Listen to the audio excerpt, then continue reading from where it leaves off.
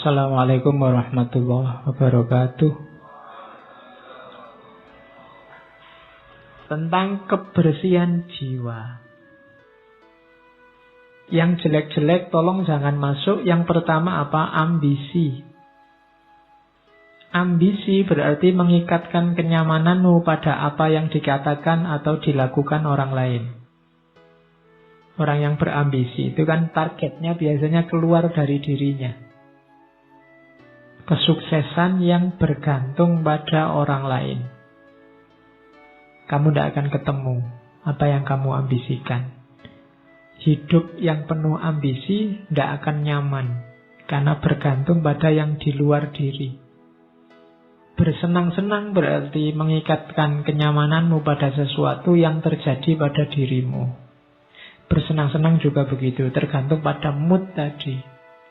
Tergantung pada suasana hati. Itu juga kamu tidak akan bersih jiwamu kalau inginnya senang-senang terus. Selanjutnya, jangan tertipu oleh dua hal ini. Celaan dan pujian tidak memiliki efek yang sejati. Kalau engkau melakukan kebaikan, dicela atau dipuji orang, tidak akan mengefek pada kebaikan itu.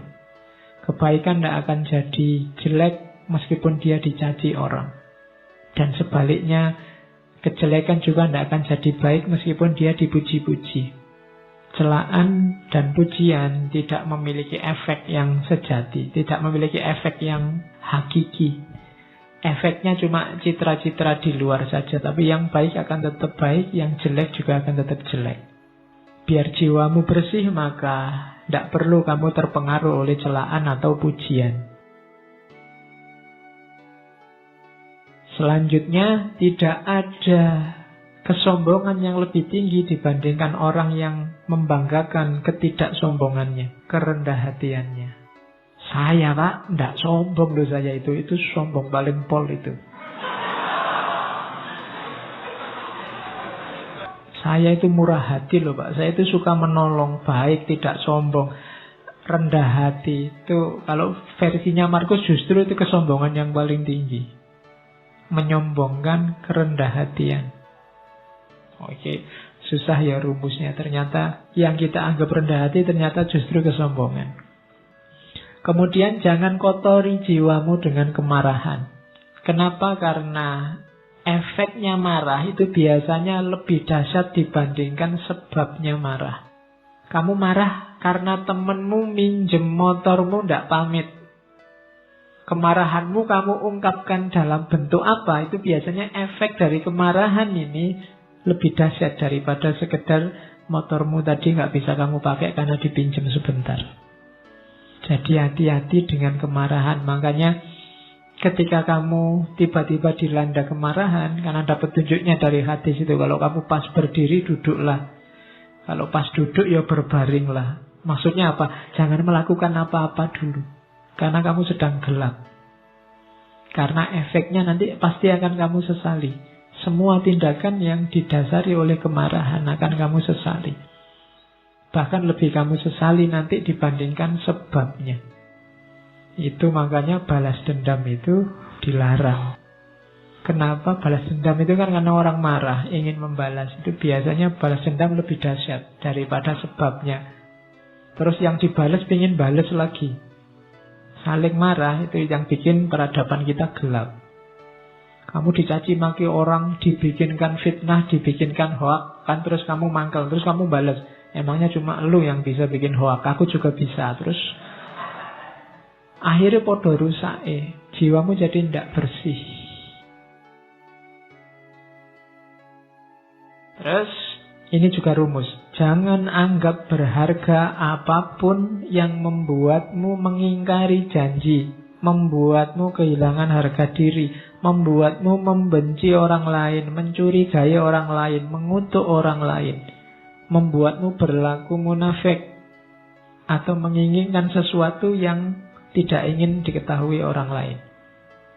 Jangan anggap berharga itu maksudnya jangan diambil ini. Apapun yang membuatmu membenci orang lain, mending tidak usah kamu ambil. Membuatmu nantinya akan mengutuk-ngutuk orang lain, mending tidak usah kamu ambil.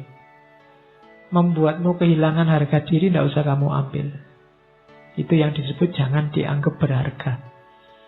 Kok ada postingan yang isinya kemungkinan membuatmu benci sama seseorang atau sekelompok orang, kamu tinggal saja. Karena postingannya tidak penting, tapi dampaknya pada jiwamu besar. Itu maunya Markus. Selanjutnya, biar jiwamu bersih, jangan kotori jiwamu dengan kesalahannya orang lain. Ini ada rumus bagus dari Markus. Kalau ketemu orang jahat, orang rusak, orang keliru, saat engkau sedang melawan orang yang tidak tahu malu, ini misalnya, tanyakan pada dirimu sendiri, apakah mungkin di dunia ini bersih dari tindakan tidak tahu malu? Jawabannya kan pasti ya, tidak akan selalu ada orang jahat, akan selalu ada orang yang tidak tahu malu. Maka jangan mengharapkan sesuatu yang tidak mungkin. Selalu ada orang yang tidak punya malu di dunia ini. Dan yang kamu hadapi sekarang adalah salah satunya. Hal yang sama berlaku untuk orang yang jahat, orang yang tidak dapat dipercaya, dan kerendahan moral lainnya. Jadi ini menyuruh kita untuk jangan mengotori jiwa dengan kemarahan-kemarahan, kebencian, ketidaksukaan, intoleransi pada orang lain yang kamu anggap keliru atau kamu anggap jahat. Pertanyaannya gampang, apa mungkin di dunia ini orangnya baik semua, soleh semua? Kan tidak mungkin. Kalau kamu marah berarti kamu tidak terima kalau di dunia ini ada orang jelek, ada orang tidak baik. Kalau kamu tidak terima berarti kamu sedang melakukan sesuatu yang tidak masuk akal. Karena kamu menuntut sesuatu yang tidak mungkin terpenuhi. Akan selalu ada orang jelek, orang jahat. Maka ngapain kamu mengotori dirimu gara-gara itu? Ada orang jahat, ya monggo, memang hidup ini ada yang baik, ada yang jahat. Tapi jangan kejahatannya dia membuatmu juga jadi jahat. Kejelekannya dia membuatmu juga jadi jelek. Hari ini banyak begitu. Karena grup sana maki-maki, kamu juga maki-maki. Karena grup sana kemarin menggorengi isu, sekarang ada isu baru, saatnya kita balas menggoreng isu. Sama saja, itu berarti jiwa kita sama-sama kotor. Kalau kamu mimpi orang itu harus baik semua sesuai idealmu, mimpimu itu mimpi yang tidak realistis. Tidak mungkin orang itu akan jadi baik semua. Kalau kamu tidak terima ada orang jahat, kamu menyusahkan dirimu sendiri. Akan ada selalu orang yang tidak baik. Maka bersihkan dirimu. Oke, saya kira itu. Saya akhiri sekian. Kurang lebihnya mohon maaf.